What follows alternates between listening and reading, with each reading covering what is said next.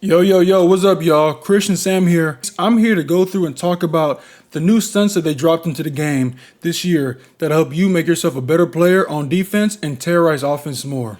Y'all, I got with Gerald McCoy on these stunts to really break them down and let y'all know when to run these stunts, right? And what better way to get this from a D lineman who's done it himself his whole life and did at the highest level possible, right? So when you're hearing me talk about these stunts, just know it's his knowledge mixed with my knowledge, but more so his knowledge, right? Because I played backer, but he played D lineman, 3 tech to be specific.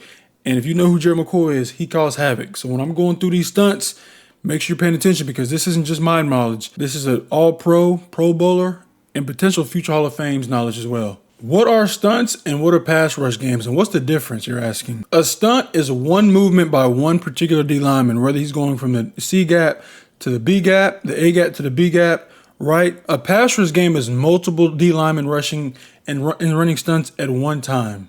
These are universal stunts. So the stunts that you're going to be seeing me go through today are stunts that are used in real life football. So these stunts that you're going to be running are actual stunts that are used by professionals and collegiate athletes and sometimes high school to talk about stunts when they're trying to create chaos for the offensive line. Why do we run pass rush games, you're asking, right? We run pass rush games to create another way to have chaos and create havoc in the backfield, right? And allow your guys that really aren't high-rated pass rushers be better off and not create a one-on-one situation for them, right? So what I mean by that, I'm saying you want your best pass rusher, usually you want him to be singled out somewhere where he gets a one-on-one. You run these games to keep the pressure off of him and allow the guys who aren't as good as pass rushing to be able to work games, right? And manipulate the O-line, trick the O-line to where they can win with scheme, right? Instead of technique. It also gets the attention off your best pass rusher, right? So if you have a good end and you want him to be able to work one-on-one, you'll put him on the opposite side of the game most usually because you want that guy to get his one-on-one with the tackle, whether it be the tackle, the guard, the center, right? The opposite side that's running the games, those linemen have to address those games so they can't single out, slide, or even double team the guy that you want that's your best pass rusher who's working a game one-on-one. Another key note to know is when to run these, right? You want to run these at the right time. If you run a pass rush game on a run play, you have a chance to get really gassed, right? Because you have linemen stunning out of gaps, right? Wrapping. If the O-line cuts one D lineman off that's stunning or running a game that's going to create a stunt, okay, for instance, the inside zone, if they cut off that D lineman, that 3 tech, they block out the nose, well, now you have this seaming gap in the middle of your defense and you're hoping your backers can make a one-on-one tackle in the hole. Or if they try to replace with the D lineman they thought the D lineman were going to go, now you got the running back one-on-one with the safety. And for a lot of y'all, I don't know if y'all have y'all's user skills right, but that's going to be a major one-on-one open field tackle between the running back and the safety. So make sure you're running these pass rush games on specific times, mainly passing situations, right? Now, we will get into it where you can run some of these stunts that can affect the run. But we'll get there later. One thing about football is just a big chess match. I know y'all see the physical, right? You see the speed. But one thing about it, when you're going against your opponent, it's just a big chess match, right? Who can, at this time, schematically scheme up something for this specific situation, right? Another thing you want to know in the running pass rush games is to understand the base pass protections of college football 26. 80% of the time, the protection is going away from the running back. You want to always ask yourself, are they sliding, half sliding? Are they inserting the back? But most of the times when you're playing someone, are they really going to be messing with the protection? Most likely not. And if they are, they're trying to double your best pass rusher, whether he's the interior guy, the edge guy. And that's when these stunts really become vital because if they're trying to double somebody or even worse, slide, and you're running stunts away from that slide, well, someone might come free because the offensive line is not anticipating them wrapping, stunning inside, right? Or you might get even a better situation where the D lineman is on a running back. And if you know ball, D lineman on the running back is an offense's worst nightmare and a defense's best situation. I've always talked about in my videos, learning your opponent's tendencies, right? You'll know as the game goes on, if the opponent's under center, they might be more run oriented, right? Sometimes they might pass, but for the most part, they're going to run the ball. When they get in shotgun, when it's gun far, right? Back away from the tight end or gun near, back to the tight end.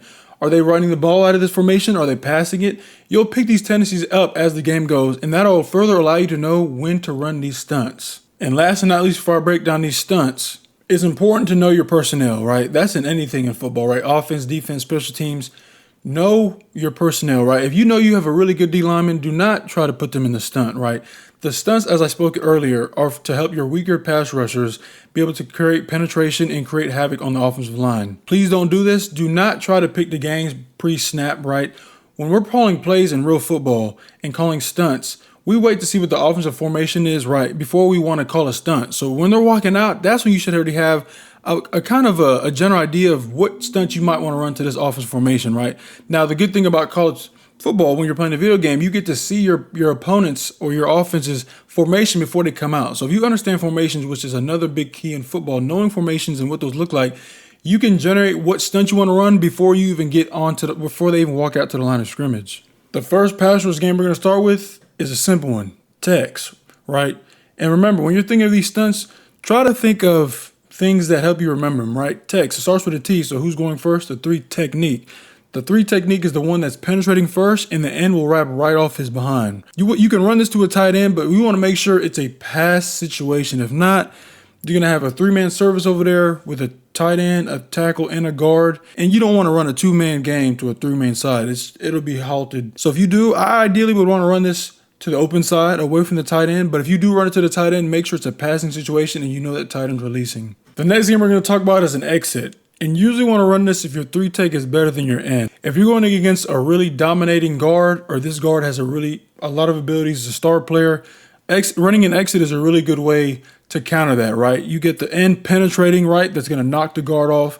And then you get the three tech that's wrapping, right? And remember, an exit starts with an E. So the end is penetrating first. The three tech is going to wrap off the end. It's really simple. It's a game that can get quick pressure, so it can confuse the guard and the tackle and try to flush the quarterback out to be able to sack him. The next game we're going to be talking about is Pirate. This right here is a stunt, and it's built for the run. It's a great run-stopping stunt, and it's good to run on first and second down. If you know your opponent's running a run play, this is really good for that because it'll cause chaos and disrupt the blocking scheme for the run. It's not really built for the pass. This was one of those stunts that was built when Tampa 2 was big, right? When you have a lighter box, you got guys dropping out.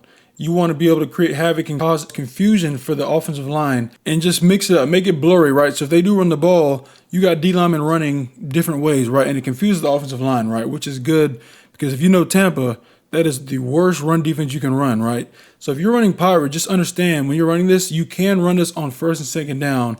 If you know your opponent's trying to run the ball, this is a good stunt to create havoc and disruption for the offensive line to hopefully create a TFL. Last but not least, what I'll speak on is the Tom game. This one breaks any max protection that the offensive line has installed. All this is just a change up from text and exit, right? When I talk about football is just a game of chess, that's all it is, right? You've been running text, you've been running exit.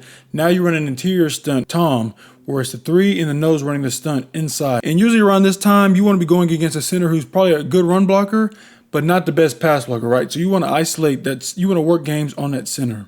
Another time I would love to run these games is 2-minute drill, end of half or end of game situation where the offense is in a hurry. They're trying to get down the field, whether getting the field goal or a touchdown, right? It's great time to run games. You can run games every time. Why? Because the offensive line and the quarterback have no time to change the protection, right? So you know you're getting base protection. And what beats base protection? Movement. So when you see your opponent running 2-minute drill or hurry up, run games. The offensive line has no time to slide, full slide, half slide. They don't have time. It might even scat release, right, where there's no back protection, right? So now you're running these games it's 5-on-5, right, or 4-on-5. If you want to put 5-on-5 and bring it backer, that's great too. But now you can work these games and they have a higher success rate of hitting and getting a sack or creating pressure on the quarterback. If you like this video, please like and subscribe and follow for more video and content coming up soon.